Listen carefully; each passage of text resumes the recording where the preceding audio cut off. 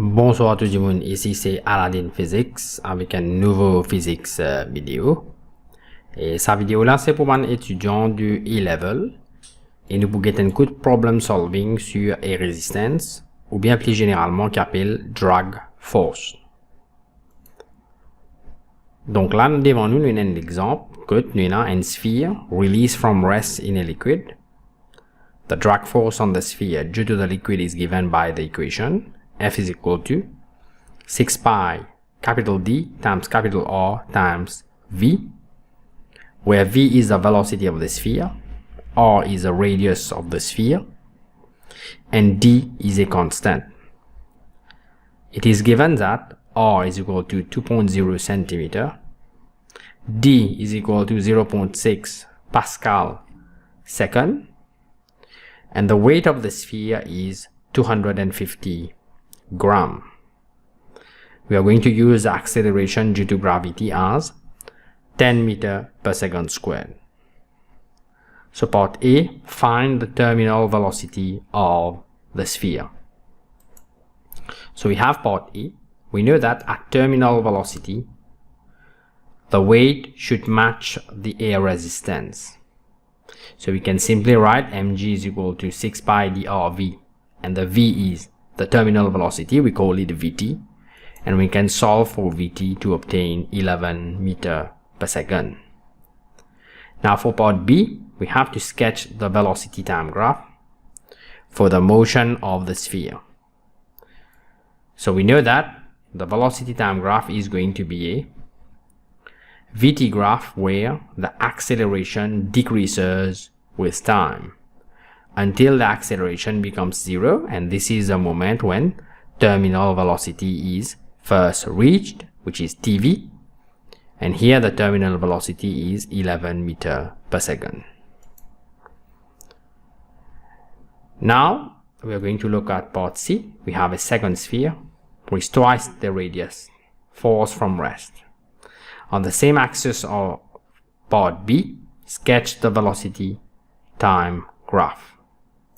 So for part C, we're going to look for the terminal velocity first. mg is equal to the air resistance. We know that the mass of the sphere, which we are going to call it a ball, so the mass of the ball is simply 4/3 pi r cube multiplied by the density of the ball or density of the sphere, which is a rho b. So if we equate, we place the mass and we equate to the air resistance, we can solve for Vt to be equal to 2r squared rho b times g divided by 9d.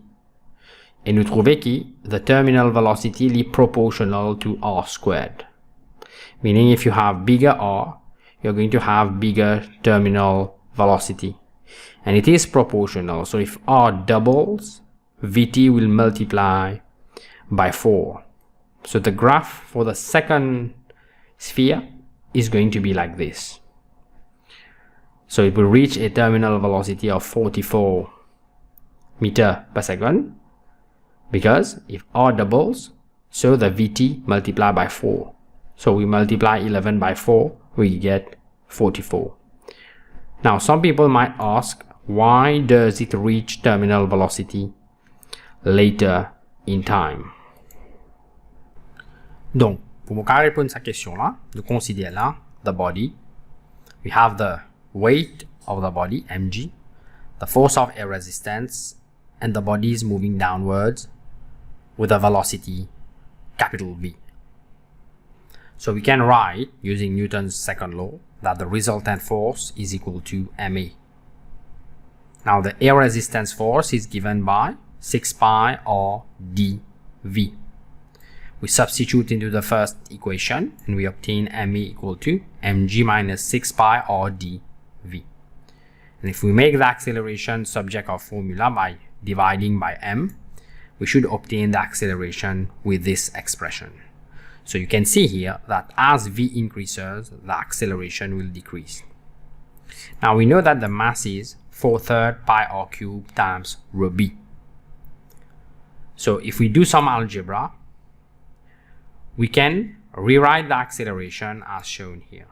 g minus 9d over 2 rho b multiplied by v over r squared. Now this 9d over 2 rho b, we are going to call it k, just to simplify our calculation, and we don't have too many letters. So we can write the acceleration like this. Donc là, nous prenons cette expression-là. Pas oublier que acceleration nous a écrit comme dv by dt. Et là, ce que nous avons fait ici, là, nous disons comment solve sa differential equation. So we separate the variables like this, and we integrate. And we remember that at t equal to 0, v is equal to 0 because the object was released from rest.